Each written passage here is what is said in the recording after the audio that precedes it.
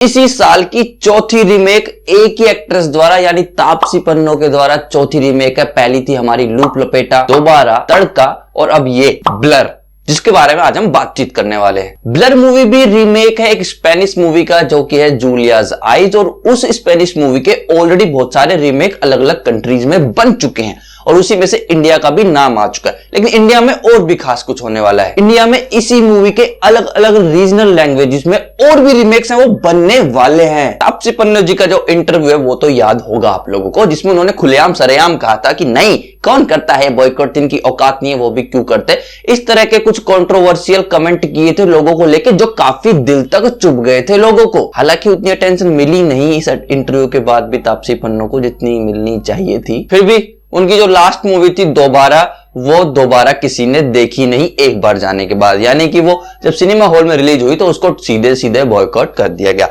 लेकिन अब ओटीटी पर रिलीज हुई है तो बॉयकॉट करेंगे भी तो क्या ही पता चलेगा लोगों को। इसलिए सभी लोग है वो ब्लर मूवी एक एक बार तो देखने की कोशिश कर रहे हैं, या शायद जो रिव्यू कर रहे हैं बस वो ही देखने की कोशिश कर रहे हैं। लेकिन फिर भी अभी मैं बताऊंगा कि ये मूवी आप लोगों के लिए देखने लायक है या नहीं है और मुझे कैसा लगा। मूवी का बजट लगभग से 5 से 7 करोड़ है, जो कि पूरे के पूरे हमारी तापसी पन्नू ने ही लगाए हैं। तभी पूरी मूवी में सिर्फ तापसी पन्नू का चेहरा नजर आ रहा था, किसी और को सीन नहीं मिला। मूवी की कास्ट है जो मैं उसके बारे में आपको बताना चाहूं तो मैं नहीं बताऊंगा। कास्ट बता दी तो भाई साहब ये सस्पेंस थ्रिलर मूवी है, इसका जो सस्पेंस है वो कास्ट में छुपा है वो खत्म ही हो जाएगा। लेकिन फिर भी 2 नाम मैं बता सकता हूं जो कि आपको मोटा मोटा कोई मजा खराब नहीं करेगा। पहली तापसी पन्नू और दूसरा गुलशन देवाई जी। मूवी का स्टोरी बोर्ड कुछ ऐसा है कि देखो, तापसी पन्नू और उसकी एक बहन है जो कि ट्विंस है, जिसमें से उसकी बहन है वो एक सिंगर है। अब उसकी बहन है वो दूर रहती क्योंकि उसके धीरे धीरे आंखों की रोशनी वो कमजोर होती जाती क्योंकि उसे एक बीमारी है। अब वो उसका इलाज कराने के लिए कहीं दूर अकेले रहना चाहती है और वो नहीं चाहती उसके फैंस लोगों को पता चले कि वो अपनी इसी डिजीज से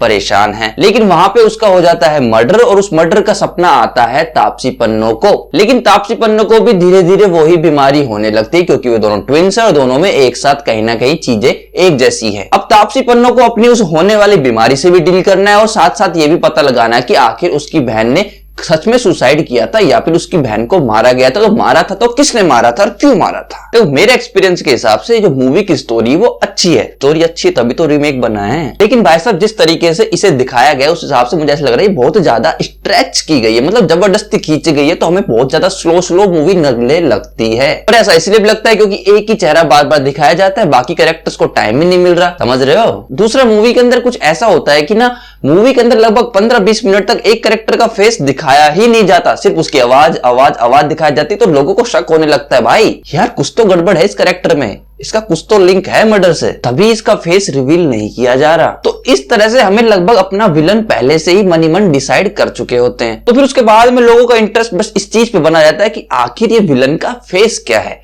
और आखिर इसने मर्डर किया क्यों किया, तो इसकी बैक स्टोरी क्या है। बस इस रीजन को जानने के लिए हम मूवी में एंड तक बने रहते हैं, जो कि एक इंटरेस्टिंग बात भी है। मूवी का स्क्रीन प्ले बहुत से ऐसे सवाल खड़े करके जाता है जो मूवी के खुद मेकर्स भी आई थिंक एक्सप्लेन नहीं कर सकेंगे हमको। तो ऐसे कई लोग जो कि बिजी होते हुए मूवी देखते हैं, फ्री माइंड से नहीं देखते, उनको ऐसा लग सकता है कि यार मैं बड़ा बिजी था, इस वजह से मैंने मूवी पर अच्छे से ध्यान नहीं दिया, इस वजह से मुझे कुछ चीजें समझ में नहीं आई है। तो भाई लोग ऐसा बिल्कुल नहीं है, मैंने मूवी बड़े ध्यान से देखी है और ये मेरा भी यही हाल था। कुछ सवालों के जवाब मुझे ढूंढने से मिले हैं, मेकर्स ने मुझे नहीं समझाए। कहानी बिल्कुल भी सुलझी हुई नहीं है, तो शायद कुछ लोगों को सीधे सीधे समझ में भी नहीं आए और कुछ लोगों को जरूरत पड़े इसकी एंडिंग एक्सप्लेनेशन वीडियो का। तो यदि आप लोगों को मुझसे इस मूवी की एंडिंग एक्सप्लेनेशन वीडियो चाहिए या फिर कुछ ऐसे सवाल है जो जवाब नहीं मिले हैं और आपको उन सवालों पे गौर किया ही नहीं गया है, तो फिर आप मुझे इस वीडियो के लिए कमेंट करके बता सकते हैं कि यार मुझे आपसे ये वीडियो चाहिए, please make that video for us. अपन आप लोगों के लिए, आप लोग जो बोलेगा अपन खुशी खुशी करेगा। एक्टिंग की बात की जाए तो तड़के जैसा इन्होंने रायता नहीं फैलाया इसके अंदर। तापसी पन्नू ने ठीक ठीक एक्टिंग की, मुझे सही लगी,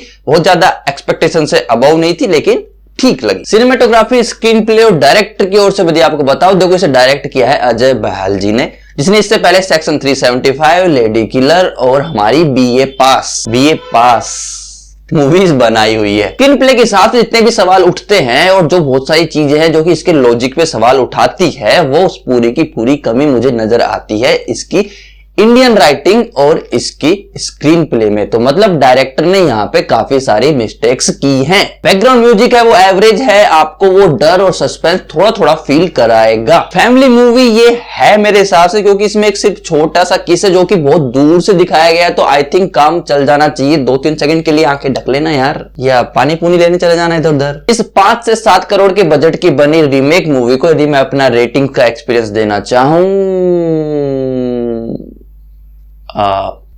एक्सपीरियंस को रेटिंग देना चाहूं तो मैं इस मूवी को रेटिंग दूंगा 3.6 आउट ऑफ 5। तो मेरे हिसाब से ये मूवी एक बार तो देखे जाने लायक है डेफिनेटली। देखो जूलियास आई है वो काफी अच्छी स्टोरी थी, लोगों के मैंने उसके रिव्यू देखे हैं, लेकिन उस हिसाब से इस मूवी को उतना अच्छा नहीं बनाया। लेकिन फिर भी यार ये स्टोरी काफी अच्छी है और आपको काफी हद तक चेक कर लेनी चाहिए एक बार। तो कमेंट करके बता देना किसी चीज के बारे में डिस्कस करना हो। लाइक कमेंट शेयर सब्सक्राइब जो कर सकते हो कर दो। रोटी पानी का जुगाड़ का सवाल है भाई, कर लो।